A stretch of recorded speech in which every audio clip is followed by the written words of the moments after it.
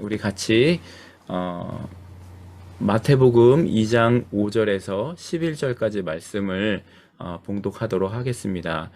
여러분 목소리는 제가 들을 수 없으니까 제가 전체 다 봉독하고 여러분도 따라서 읽어주시면 되겠습니다. 스크린을 보시고 해주세요. 이르되 유대 베들레헴이오니 이는 선지자로 이렇게 기록된 바, 또 유대 땅 베들레헴아 너는 유대 고을 중에서 가장 작지 아니하도다.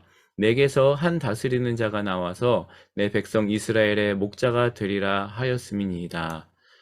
이에 헤롯이 가만히 박사들을 불러 별이 나타난 때를 자세히 묻고 베들레헴으로 보내며 이르되 가서 아기에 대하여 자세히 알아보고 찾거든 내게 구하여 나도 가서 그에게 경배하게 하라. 박사들이 왕의 말을 듣고 갈새 동방에서 보던 그 별이 문득 앞서 인도하여 가다가 아기 있는 곳 위에 머물러 서 있는지라. 그들이 별을 보고 매우 크게 기뻐하더라.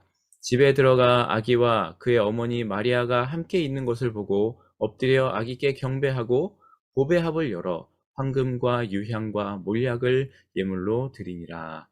아멘.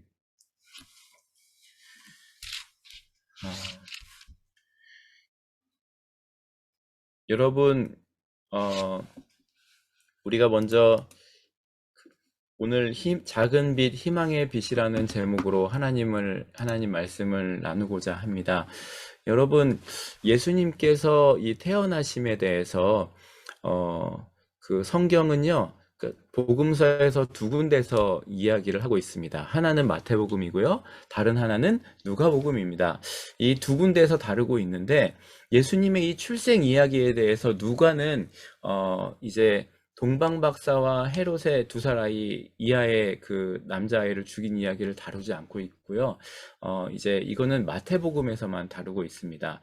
역사학자들은 이것이 서로 베끼지 않고 예수님의 탄생을 서로 다른 각도로, 그러니까 마태는 유대인의 왕으로서의 예수님을 부각시키면서 기록을 하고 있기 때문에, 또 누가는 소외된 자들의 친구로 오신 예수님의 인성을 강조하고 있기 때문에 서로 다른 각도로 설명을 해주기 때문에 더 좋은 역사적 자료가 된다라고 이렇게 설명들을 합니다.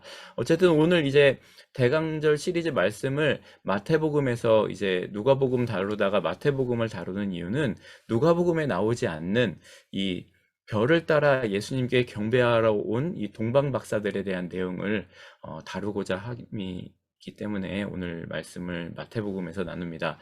여러분, 이 동방 박사는요, 그 헬라어로 마고스라고 합니다. 이제 박사를 마고스라고 하는데요. 이 보통은 마술사들을 부를 때 마고스라고 했습니다. 그래서 구약에서 그 모세가 그 이집트 왕에게 가서 그 여러 가지 기적들을 보일 때 그 이집트의 왕이 다른 어떤 술사들을 불러서 했죠. 그 사람들을 마고스라고 부릅니다. 그런데 오늘 여기서 사용된 마태복음에 나오는 박사, 이 마고스는요, 그런 사람들을 지칭하는 것이 아니라 아주 난해한 지식에 정통했던 사람들, 그래서 별들에 관해서 관찰을 아주 중요시하고 아주 주의 깊은 관찰을 했던 아주 특별한 지혜를 가졌던 현인들을 일컫는 말로 사용되고 있습니다. 그리고 이 동방의 박사라 그랬는데, 동방이라는 거는 당시에 이 더 우측편에 있는 페르시아, 바벨론, 메데 지역의 사람으로 추측을 하고 있고요. 아마도 그들이 바벨론 포로로 잡혀간 이스라엘 사람들을 통해서 이 메시아의 오심에 대해 알았을 것이고, 그래서 그 멀리서 찾아오게 되었던 것이라는 것을 이야기하고 있고요. 어떤 학자들은 그들이 다니엘의 후손이지 않았을까, 이런 얘기를 하기도 합니다. 어쨌든 재밌는 거는요, 이 동방 박사들에 대해서 그 민수기 24장 10절에 그 민수기 24장 17절에 보면 이제 동방 박사들이 그 별을 따라왔다라고 이야기를 하잖아요. 그 별에 대해서 이런 이야기를 하고 있는데, 여기 보시면은 내가 그를 보아도 이 때의 일이 아니며 내가 그를 바라보아도 가까운 일이 아니더라. 그 다음부터 보세요. 별이 한 별이 야곱에게서 나오며 한 규가 이스라엘에게서 일어나 모압을 이쪽에서 저쪽까지 쳐서 무찌르고 또 셋의 자식들을 다 멸하리로다 라고 말씀하고 있어요. 한 별이 야곱에게 나서 규가 이스라엘에서 나와서 모압을 이쪽에서 저쪽까지 쳐서 무찌르고 셋의 자손들이 다 멸한다는 발람의 축복이 여기 나오고 있는데요. 이 모압 족속이 당시에 바로 페르시아와 바벨론에게 이제 멸망당해가지고 그 지역에 흩어져 있던 사람들을 이야기하기도 합니다. 그래서 그러고 보면 어쨌건 이 동방 박사들은요, 그쪽 지역에 있었던 사람인데 메시아의 탄생에 관한 관심을 가지고 연구하고 기다리고 있었던 사람들이라고 우리가 추측을 해볼 수가 있습니다. 이 동방 박사들이 별을 따라서 유대인의 왕을 찾아온 겁니다. 왕을 찾아서 예루살렘에 도착합니다. 그리고 당시 로마가 이제 유대를 지배하기 위해서 세웠던 유대의 그 분봉왕 헤롯 1세를 찾아오게 됩니다. 예루살렘에서 헤롯 1세를 찾아온 겁니다.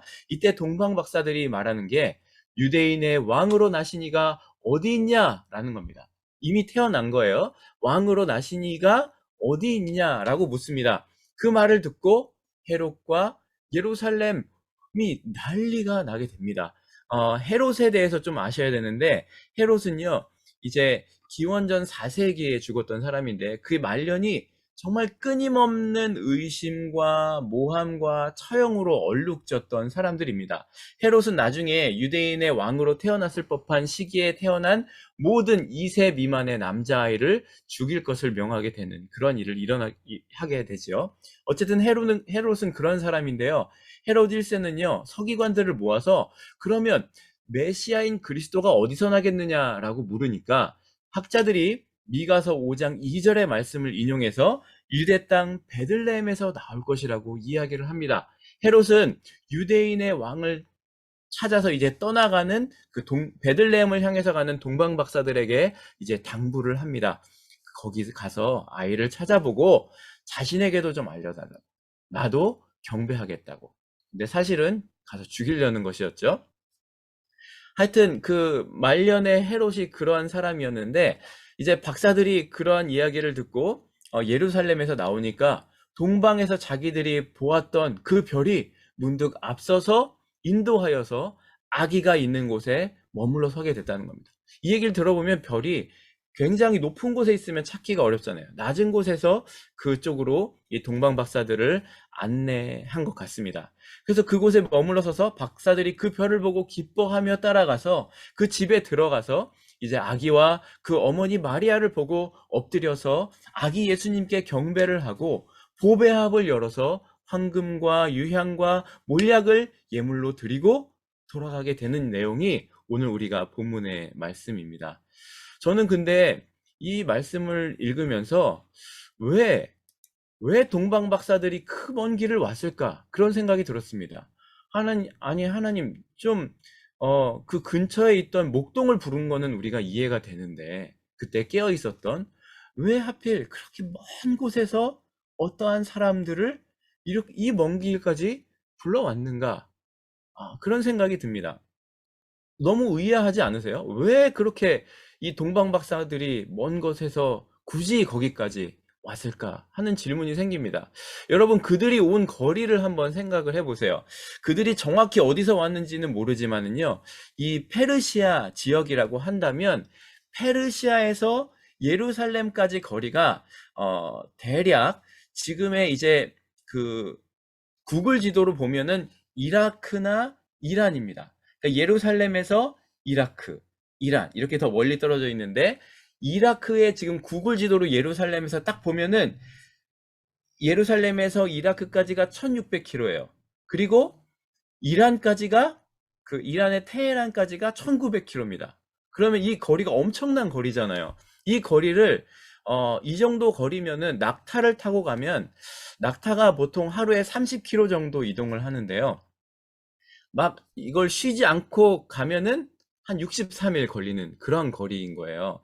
그런데 며칠을 이동하면은 이 동물이 좀 쉬어야 되고 준비도 좀 해야 되잖아요. 정비하고 또 가야 되고 또 이 중동 지방은 너무 낮에는 뜨겁기 때문에 이동을 할 수가 없다고 해요. 그러니까 오히려 밤에 별을 보고 이동했다는 말이 더 맞는 말이고, 그래서 그렇게 밤에 이동하고 낮에 쉬고 정비하고 이런 식으로 해서 학자들이 말하기를 4개월은 걸리지 않았나, 최소한 4개월은 걸리지 않았나, 그렇게 추측을 합니다.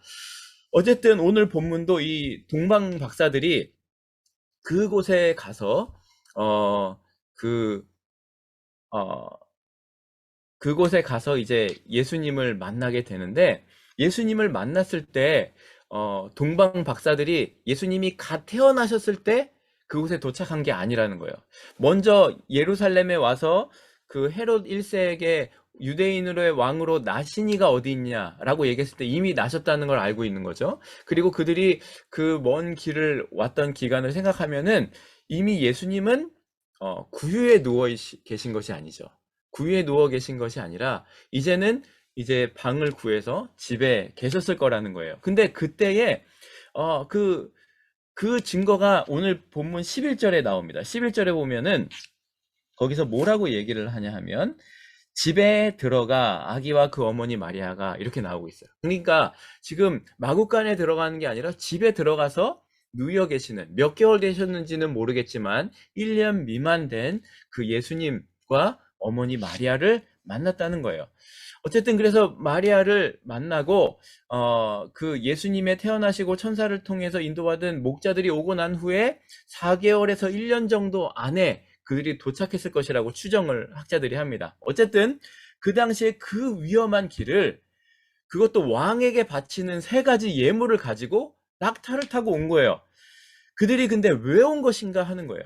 왜 동방박사의 목적이 왜 왔냐는 거예요. 왜? 근데 이 동방박사의 목적이 아주 간단해요. 단순해요. 2절을 지금 스크린에 나와 있죠. 한번 읽어보시겠습니다. 시작. 유대인의 왕으로 나시니가 어디 계시냐? 우리가 동방에서 그의 별을 보고 뭐라고 얘기해요? 그에게 경배하러 왔노라. 이 많은 사람들이 1600에서 1900km 떨어진 곳에서 이 사람들이, 이 동방의 박사들이 예수님께 경배하러 왔다는 거예요. 여러분, 하늘에 떠 있는 메시아의 별을 본 사람들이 이 사람들 뿐이었을까요? 그렇지 않았을 거예요. 근데 아무도 메시아로 오신 예수님에 대해 관심을 갖지 않는 그 어두운 시대에 예수님께서 나심을 그 먼 거리에서 1600km에서 1900km 떨어진 곳에서 그 예수님의 메시아의 나심을 기대하고 소망했던 사람들이 그 먼 길을 경배하기 위해 왔다는 거예요. 아무도 메시아로 오신 예수님에 대해 관심을 갖지 않는 그곳에 동방에서부터 메시아를 소망했던 사람으로부터 순수한 경배를 받는 모습이 오늘 본문에 읽은 말씀의 내용입니다. 여러분, 우리한테도요, 이런 순수한 경배가 좀 회복되었으면 좋겠습니다. 우리가 드리는 예배가 어떠한 마음으로 드리는 예배인가 하는 것입니다. 예배 한번 드리기 위해서 그 먼 거리를 와서 예배하는 모습, 경배하기 위해서. 2021년 우리가 성탄을 맞으면서 우리를 구원하시기 위해 이 땅에 독생자 예수 그리스도를 보내신 그 하나님께 감사하는 순수한 경배가 우리 여러분 모두에게 있으시기를 소망합니다. 그래서 오늘 그런 경배의 마음으로 온 사람들을 통해서 그분들이 따라온 그 그리스도가 어떠한 빛으로 오셨는지를 나누고자 합니다. 그 첫 번째는요, 별처럼 작은 빛으로 오신 그리스도라는 것을 우리가 오늘 말씀을 통해서 생각해 보게 됩니다. 여러분, 동방 박사들을 인도해서 온 이 별빛은요, 막 엄청나게 밝은 태양과 같은 빛이라기보다는 정말 별빛처럼 어두운 밤하늘을 비추는 빛이었다는 거예요. 성경에 보면은요, 이런 별 이야기가 몇 군데 나옵니다. 아까 읽었던 민수기 24장 7절에서 한 별이 야곱에게서 나오며 이런 말씀도 있죠. 그리고 또 다른 말씀을 보면 지금 스크린에 나와 있는 계시록 22장 16절 말씀이에요. 나 예수는 교회들을 위하여 내 사자를 보내어 이것들을 너희에게 증언하게 하였노라. 나는 다윗의 뿌리요 자손이니 곧 광명한 새벽별이라 하시더라. 계시록에서 말씀하시는 것이 예수님이 광명한 새벽별이다 라고 말씀하시고 계세요. 예수님께서 자신을 세상의 그 또 빛이라고도 말씀하고 계시고요. 또 그런 빛이신 예수님이 세상에 왔는데 세상은 그 예수님을 어떻게 대하는가 하는 거예요. 어떻게 대하고 있냐면은 요한복음 3장 19절에 보세요. 같이 읽어보겠습니다. 시작. 그 정죄는 이것이니 곧 빛이 세상에 왔으되 사람들이 자기 행위가 악함으로 빛보다 어두움을 더 사랑한 것이니라. 사람들이 정말 어두운 거예요. 깜깜한 가운데 있는 거예요. 너무나 악한 가운데 있어서 빛보다 어두움을 더 사랑해서 빛이신 예수님이 오셨는데 그 예수님을 바라보지 못하고 있는 거예요. 이게 꼭 새벽별 같잖아요.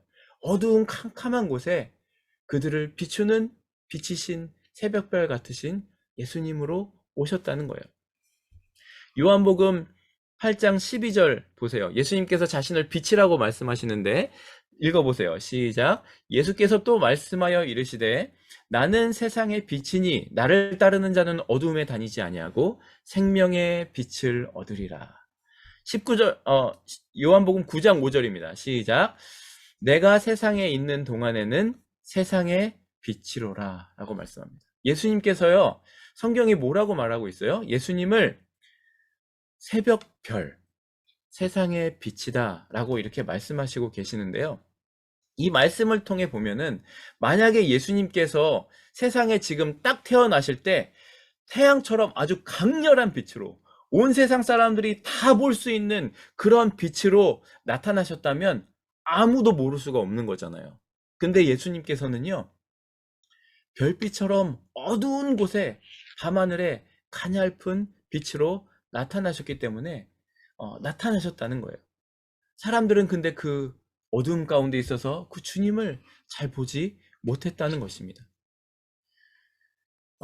마찬가지로 이 마태도요, 예수 그리스도의 탄생을 모든 사람이 깨어있는 그런 막 대낮에 태양처럼 빛나는 것으로 지금 알린 것이 아니라 밤하늘의 별로 알리고 있는 거예요. 그러면서 여기에 근데 숨겨진 비밀이 있는 거예요. 그 마태도 예수 그리스도의 탄생을 모든 사람들이 깨어있는 그런 것에 한 것이 아니라 아주 그런 숨겨진 그 밤하늘의 별빛으로 알리고 있는데, 이 숨겨진 비밀이 뭐냐면 별처럼 빛나는 예수님의 그 빛으로 오신 예수님의 탄생의 의미가 과연 무엇일까 하는 거예요. 왜 별빛으로 예수님을 표현하고 있는가 하는 겁니다. 여러분, 별빛으로 이 상징되는 예수님의 탄생은요, 아주 초라하고 감추어진 것이었어요. 마태복음과 누가복음을 통해서 보는 대로 예수님의 탄생은요, 정말 초라하기 짝이 없는 그러한 모습으로 오셨다는 것입니다. 우선 그 예수님께서 그 몸을 빌어 탄생하신 마리아는요, 갈릴리 나사렛에 살던 아주 보잘것없는 어린 처녀에 불과했다는 거예요. 그리고 누구도 그녀를 특별한 사람으로 보아주지 않는 아주 평범한 여인이었다는 것입니다. 그녀의 약혼자인 요셉도요, 마찬가지로 아주 가난한 나사렛의 목수였다는 겁니다. 이런 사람들의 가족으로 예수님이 탄생하신 거예요. 동방에서 온 사람들은요, 예루살렘에 와서 왕에게 가잖아요. 이 말은 뭐예요? 어쩌면 이 사람들이 상상했던 모습은 그런 모습이 아닐 수도 있는 거예요. 그런데 이 사람들을 인도한 그 새벽별이 예수님을 인도한 곳은 왕궁이 아니라 아주 작은 집에 누워있는, 초라한 집에 누워 계신 어린 예수, 아기 예수였다는 것입니다. 그러니까 정말 평범하고 가난한 집에 태어나셔서 하나님의 아들이라는 특별한 징조를 나타내주지 않으셨다는 거예요. 뿐만 아니고요, 베들레헴에서도 그냥 마구간 양 우리에서 태어나셔서 전혀 사람들의 관심의 대상이 되지 못하셨다는 것입니다. 만약에 기다리고 있던 어떤 왕자가 태어났다고 해보세요. 그러면 온 나라에 공포하고 축제를 하고 막 축하를 하지 않았겠습니까? 그런데 이 예수님께서 하나님의 아들이 탄생하셨는데 이 세상이 전혀 알지 못했다는 것입니다. 우리가 지금 성탄절을 12월 25일로 지키고 있잖아요. 근데 사실상 예수님이 탄생하신 날이 정확히는 아무도 모릅니다. 근데 후대에 한 4, 5세기경인가요? 이 3세기경에 그 어떤 왕이 기독교를 국교로 공인을 하게 됩니다. 티베리우스라는 왕인 것 같아요. 그리고 국교로 정하고 나서 그때에 이제 로마 기독교가 그때 그 당시에 태양신에 섬기는 날로 있었던 12월 25일 그때를 그 세상의 빛으로 오신 예수님으로 이제 바꿔서 하기를 원해서 이제 그 날을 그 성탄절로 정하고 지키게 된 거예요. 근데 사실 예수님께서 태어나신 날을 우리가 날을 기점으로 BC와 AD로 구분을 하잖아요. 근데 이것을 어느 왕의 명령으로 그 했던 유명한 학자가 있는데 이 사람이 로마 건국일로부터 이 일을 따져서 그 예수님의 태어나신 날을 했는데 6년 정도의 4년에서 6년 정도의 오차가 있었다 그래요. 그래서 그거를 보면은 이제 성경의 모든 것들이 맞게 끼워집니다. 그래서 그 오늘 그 헤롯 왕이 아이들을 죽게 하고 뭐 인구 조사를 했던 날수와 그 모든 것들이 딱 맞춰지게 된단 말이에요. 그런 의미에서 예수님은 어쨌든 12월 25일 날 우리가 그것을 지키고 있지만 사실 예수님이 태어나신 날을 성경은 정확하게 기록하고 있지 않다는 거예요. 예수님은요, 밤하늘의 수많은 별들 가운데 감춰진 하나님의 별처럼 이 땅에 오셨다는 것입니다. 이것은요, 예수님께서 지극히 작은 자로 섬기러 이 땅에 오셨다는 것을 우리에게 보여주고 뜻하는 것임을 우리는 기억했으면 좋겠습니다. 두 번째는요, 그 예수님이 희망의 빛인 그리스도, 예수로 오셨다는 것입니다.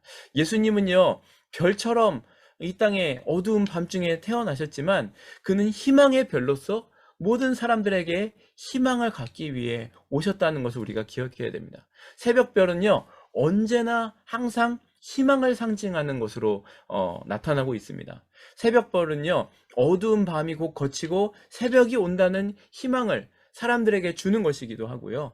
동방 박사들이 별을 보고 찾아온 것도 별이 말해주는 그 희망 때문이었습니다. 이와 같이 별은요, 우리에게 미래를 말해주고 미래를 향한 희망을 가지고 나아갈 수 있도록 이끌어주는 그러한 의미를 가지고 있다는 거예요. 그런 의미에서 예수님의 탄생은요, 타락한 이 세상의 변화와 구원을 기다리는 사람들에게 희망으로 찾아온 그 희망의 빛이라는 것을 기억하시기를 바랍니다. 평화를 기다리는 사람에게 희망의 빛이 되어주시고요. 진리를 기다리는 사람에게 진리의 빛이 되어주시는 것입니다. 사랑을 간구하는 자들에게 사랑을 부어주시고 희망을 갖게 해주시는 것입니다. 구원을 간구하는 자들에게 자신을 내어주심으로 하나님의 약속에 대한 희망을 갖게 하신 것이 바로 희망의 빛으로 오신 예수님이라는 겁니다. 죽음을 두려워하는 자들에게 부활의 주님이 산소망의 빛으로 다가오신 것입니다. 베들레헴의 별이 동방의 박사들 앞에 빛남으로 기쁨이 되고 소망이 되어졌던 것처럼 오늘날 예수님은요, 이 암흑으로 덮여있는 이 세계에 있는 우리 사회 가운데, 이 시대 가운데 베들레헴의 별로 우리에게 희망을 주고 계시는 것입니다. 그렇기 때문에 우리가 낙심하지 말고 그 별을 따라, 그 희망의 별빛을 따라, 그 작은 별빛으로 오신 그 예수님을 따라서 동방박사들처럼 순례의 길을 너희도 살아가라 라고 말씀하고 계신 것입니다. 우리는요, 이 성탄에 이 현실에 우리가 안주하는 사람이 아니라 희망의 별을 쫓아 동방박사들처럼 순례의 길을 가는 그러한 모습들이 되었으면 좋겠습니다. 그래서 제가 오늘 찬양을 작은 불꽃 하나가라는 찬양으로 정했는데요. 우리의 작은 불빛들이 모여서 그런 작은 불빛이지만 그런 빛을 바라본 자들이 함께 모여서 그 빛을 드러내기 시작할 때 더 밝은 빛으로, 더 긴 아름다운 빛으로, 희망의 빛으로 세워나가게 될 것이기 때문입니다. 그래서 우리는요, 예수님을 바라보면서 이 평화에 대한 우리의 희망을 더 분명히 했으면 좋겠습니다. 천사들이 목자에게 와서 하늘에는 영광이요 땅에는 평화로다 할 때 그 평화 있잖아요. 그 평화가 바로 예수님께서 우리의 진짜 희망이시기에 이 땅에 평화를 전하는 그러한 통로가 우리가 되게 된다는 것을 말해주고 있습니다. 오늘 우리에게 주어진 삶에서 우리가 만족하면서 평화에 대한 그런 희망을 가지고 나아갔으면 좋겠습니다. 전쟁이 없다고 해서, 우리가 사는 이 캐나다 땅에 전쟁이 없다고 해서 평화가 실현된 건가요? 아닙니다. 이런 전쟁이 없는 곳에는 더 다른 종류의 평화를 무너뜨리는 것들이 너무나 편재해 있습니다. 우리 조국은요, 아직도 분단의 아픔을 겪고 있습니다.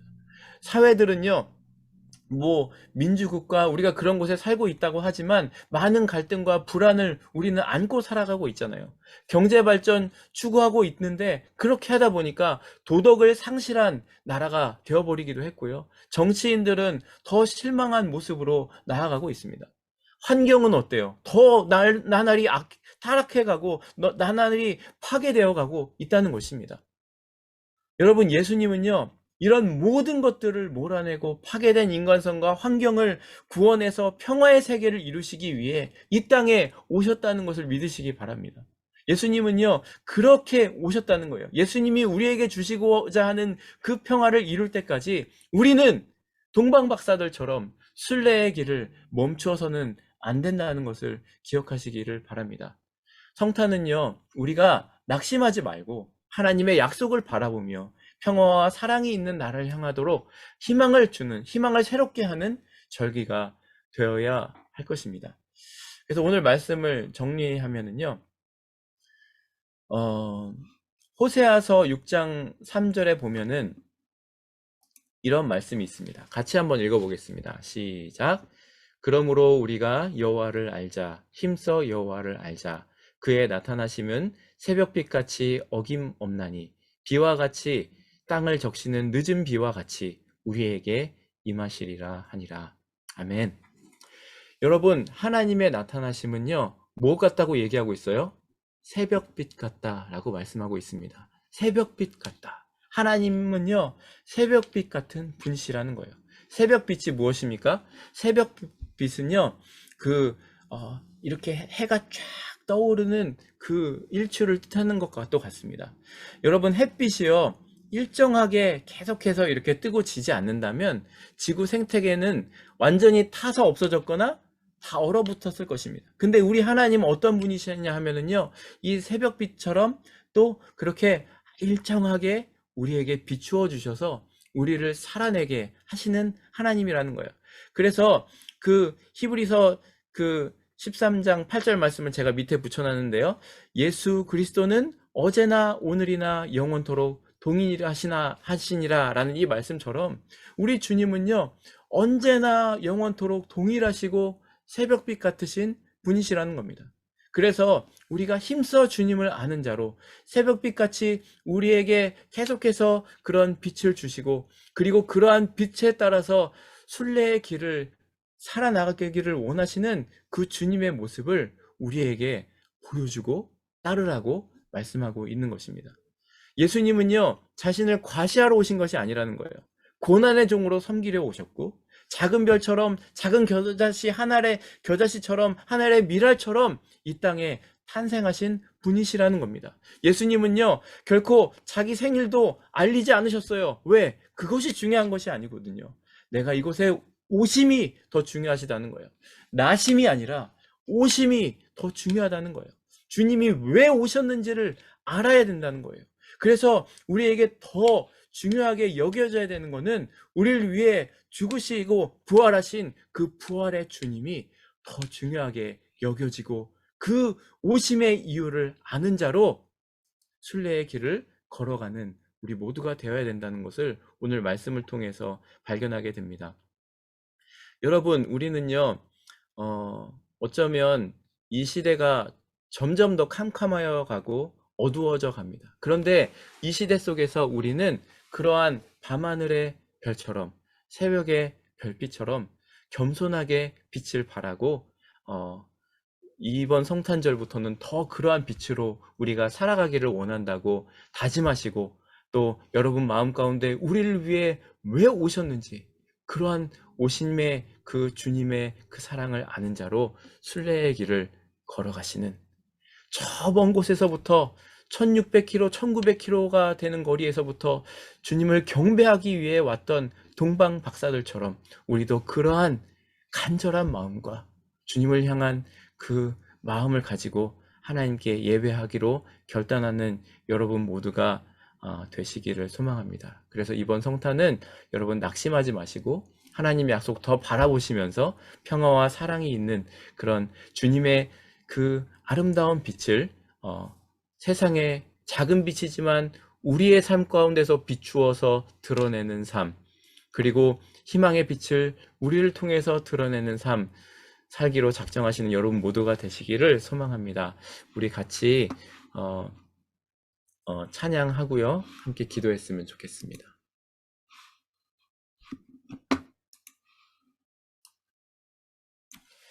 우리 작은 불꽃 하나가 같이 찬양할 텐데요. 1절만 찬양하겠습니다. 이 찬양하시면서 우리가 어쩌면 주님께서 보여주시는 오늘 말씀에 나왔던 작은 빛처럼 작은 불꽃일지 모르집니다. 그리고 우리 하나하나는 너무나 작고 연약한 불일지도 모르겠지만 우리가 주님의 그 오심의 이유를 아는 자로, 그래서 그 사랑을 우리 안에 가진 자로 그 작은 불꽃들이 모여서 큰 불을 일으키고 세상에 주님께서 왜 오셨다는 것을 분명하게 증거하고 전할 수 있는 우리가 되기를 원한다는 마음으로 함께 이 찬양 하겠습니다. 찬양하고 기도하겠습니다.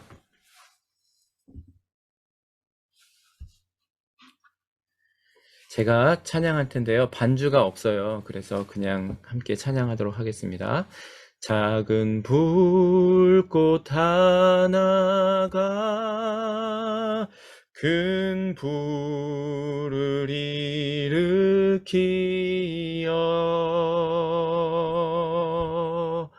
곧 주위 사람들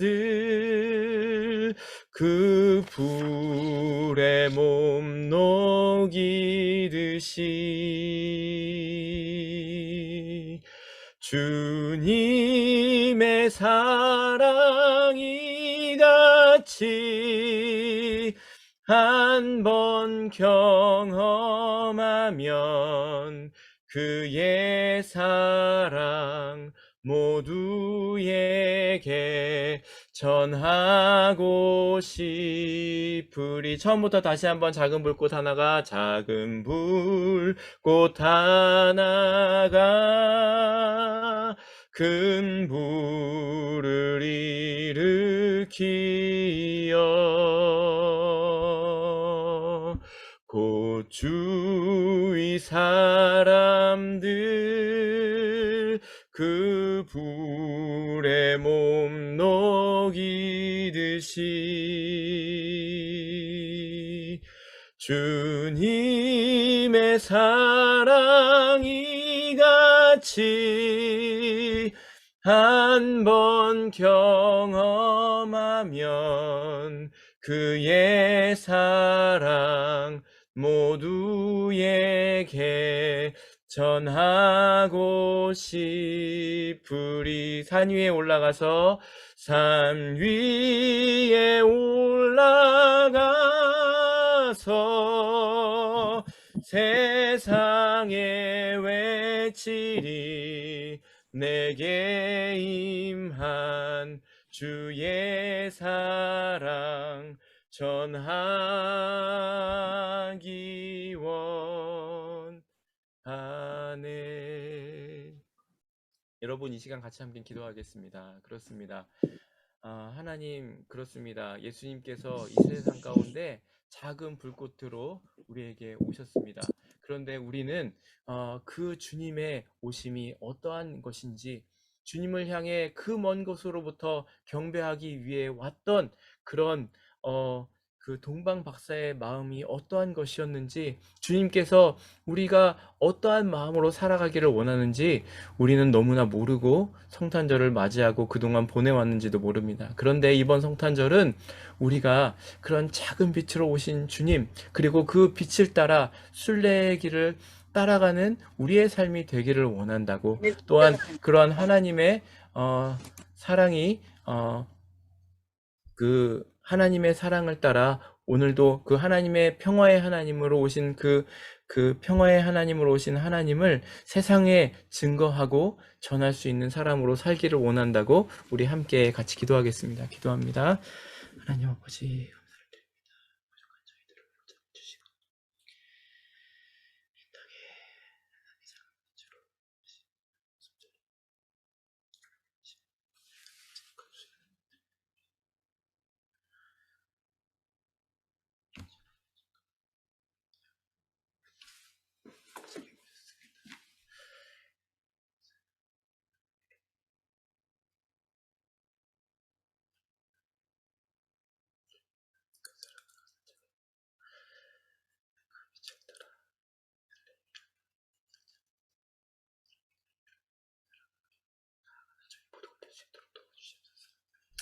하나님 아버지, 감사를 드립니다.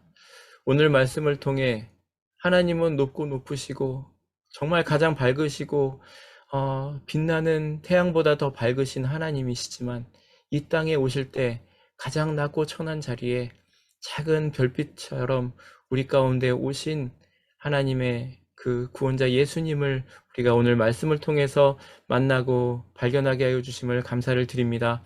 우리가 살아가는 우리 그리스도인의 삶이 이래야 한다는 것을 우리에게 보여주시는 것이라 믿습니다.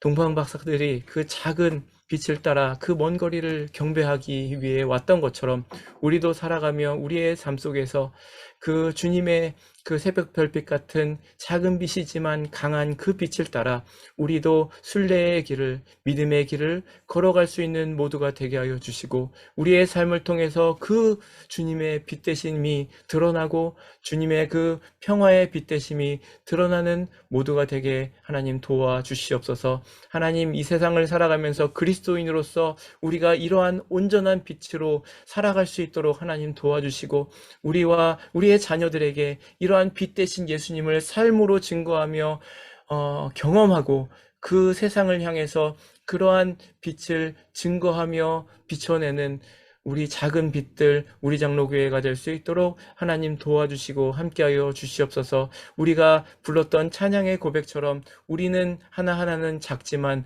우리를 향해 비추어 주시는 그 주님의 빛을 모아 비치기 시작할 때 세상에 주님의, 하나님의 사랑이 이러한 사랑이라고 세상의 산 위에 올라가서 외칠 수 있는 교회로, 세상에 그리스도의 오심이 이러한 의미라고 전하며 순례의 길을 걸어가기로 나아가는 우리 공동체 모두 위에 하나님께서 함께 하시고 은혜를 내려주시고, 이번 성탄절이 그런 아름다운 고백으로 드려지는 그러한 우리 공동체의 고백이 될 수 있도록 함께하여 주시옵소서. 예수님 이름으로 간절히 기도드리옵나이다. 아멘.